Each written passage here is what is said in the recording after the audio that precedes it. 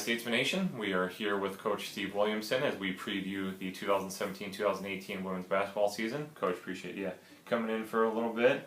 I know you're excited. Yeah. I know you're excited about the season. Not excited probably about the video, but excited about the season. Been in the role now for right about a half year. I guess let's talk about from day one up until here, since you really can't talk a lot about last year, but obviously we're trying to build off of last year's national tournament trip. But talk about since day one here at William Penn. Oh, it's been great. I mean, the support I've received from the other coaches on campus, the people in the athletic department, our athletic director Nick Rule. I mean, it's been great, making me feel comfortable, helping me adjust to a new campus, a new system, a way of doing things. So that part of it's been great. Just been busy. When you first get in, you try and get your own kids in, starting with recruiting. All that's been really good.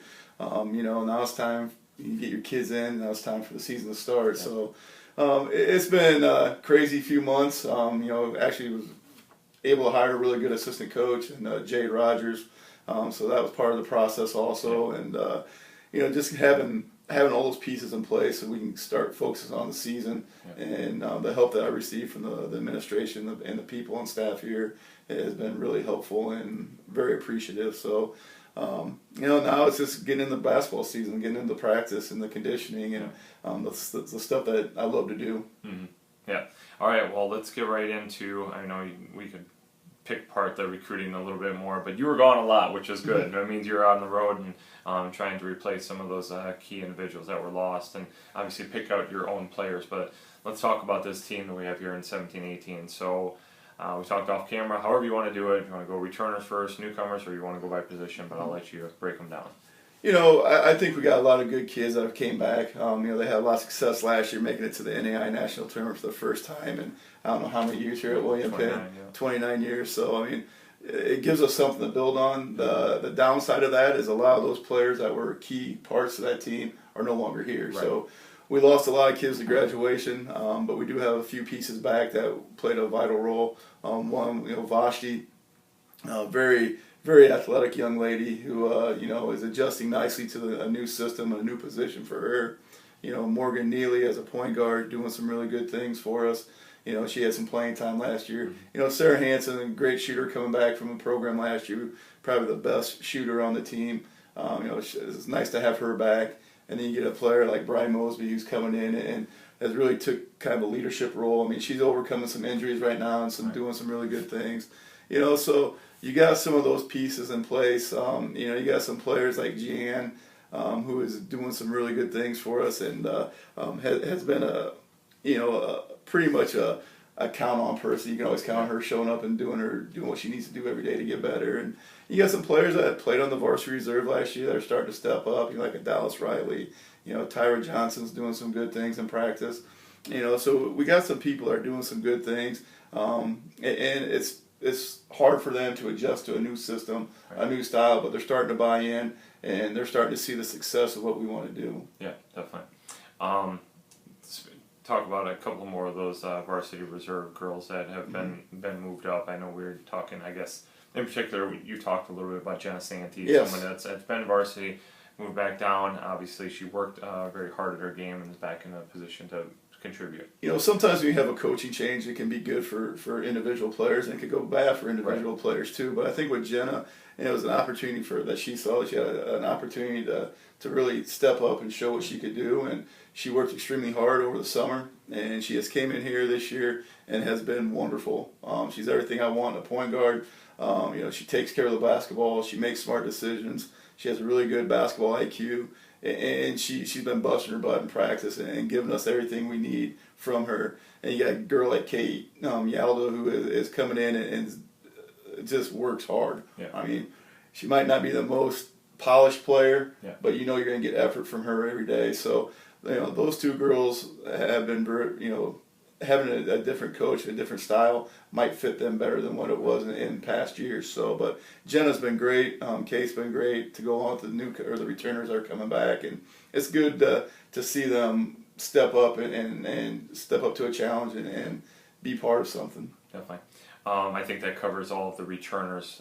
Looks like the list on your sheet.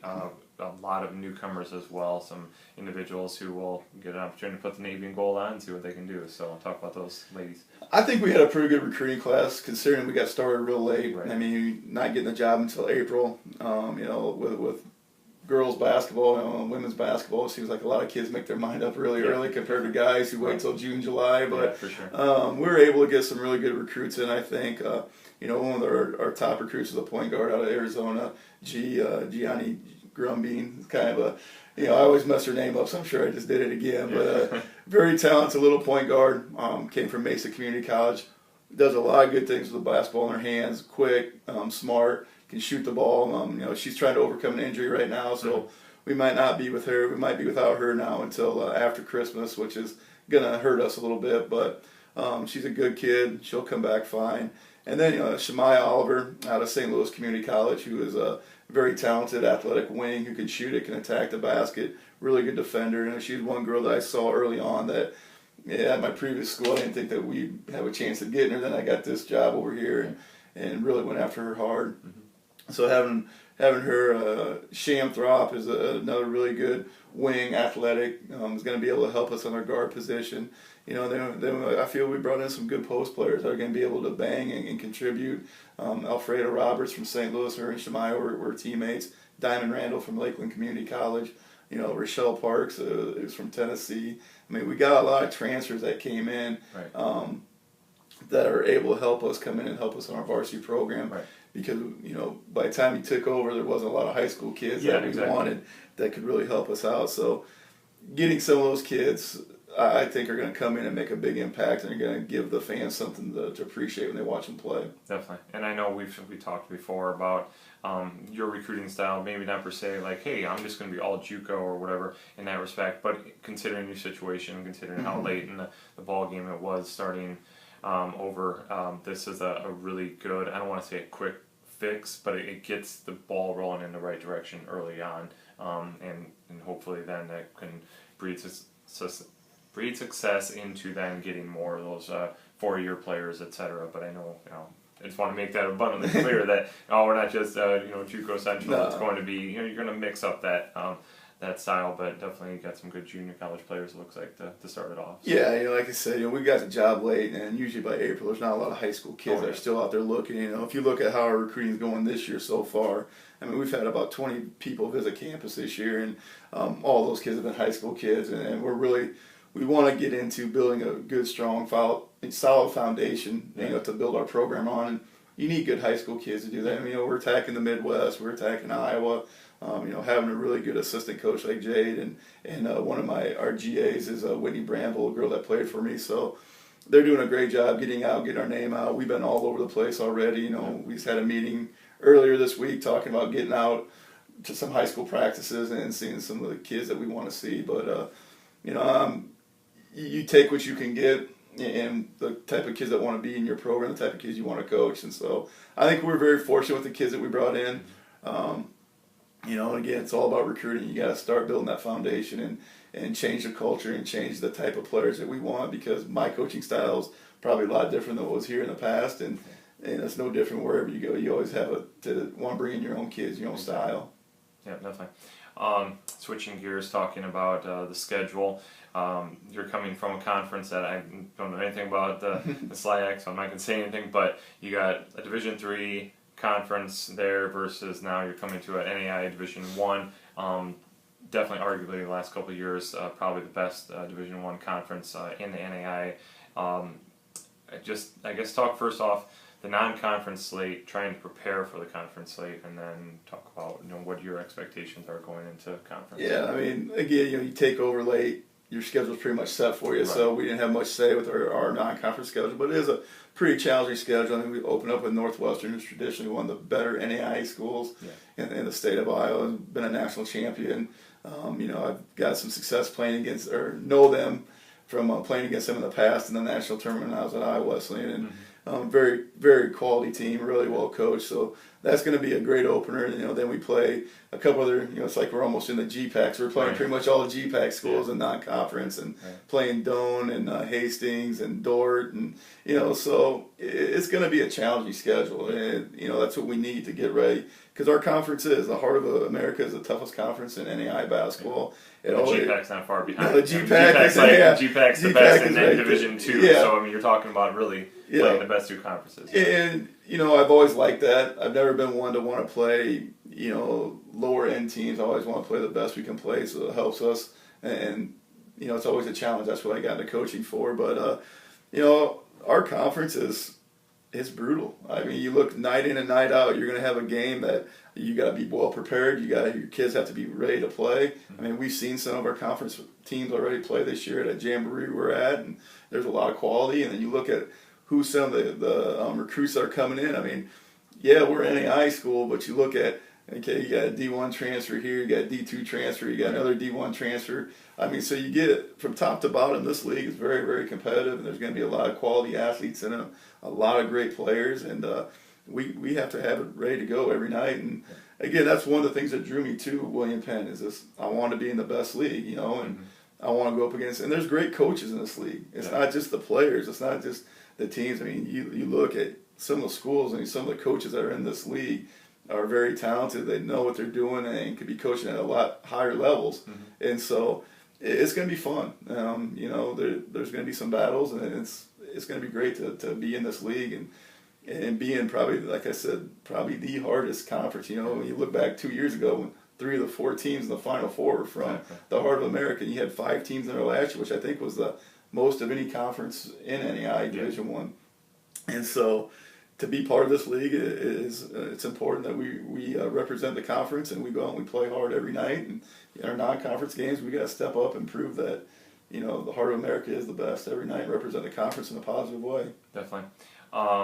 Finally, 2 questions that maybe one of them you can answer, maybe not, but obviously going in more or less blind. I mean, you know what everybody else, how good they've been in the past, and how good we've been in the past, but I guess what are the expectations for this team, and then as far as the goals, how do you reach those goals this year?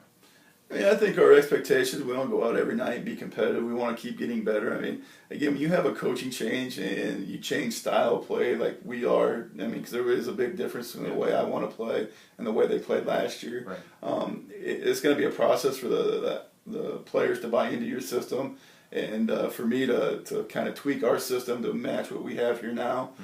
So every night our number one goal is to be competitive. We want to know that when we get done playing, that we played our butts off and we left everything on the floor. And I feel if we do that, we'll be successful. Talent-wise, I don't feel that we're where we need to be top to bottom with the other teams in the league, but we will get there, with recruiting. But, again, talent doesn't win games. Hard work and determination and effort and just playing smart can overcome talent. Yeah. And so that's what we're going to hang our hat on each and every night. We might not be the most talented, might not be the most athletic, but we're not going to be outworked. And that's going to be what we're going to try and hang our hat on every night when we go out there. I mean, my goal is to finish the top half of the conference, and you get in that conference tournament, anything can happen then. But we got to start somewhere. We got to start building the foundation of what we want to be, and what our motto is going to be going forward is hard work. And every day, we come in, we want to be better today than we were yesterday, and be better tomorrow than we are today, and just keep trying to get better each and every day. And like I said, this league is going to be a challenging league, and I think it's really good. And you see some of the recruits that have came in, so I'm excited. Again, but we don't want to be the bottom feeder of the conference. We're not going to say, oh, it's the first year. We don't use that as an excuse. We want to get out there every year and compete and get better and better. Right, definitely. All right, Coach. Well, you guys are still deep in preseason, but you've already had some scrimmages, had a chance to see your team against other teams. So hopefully you got a long season, obviously, but already probably tweaking some things, getting ready for that first game. But best of luck as the season progresses. We'll definitely be tracking you, and just go get them. Thank you. Appreciate it. Thanks.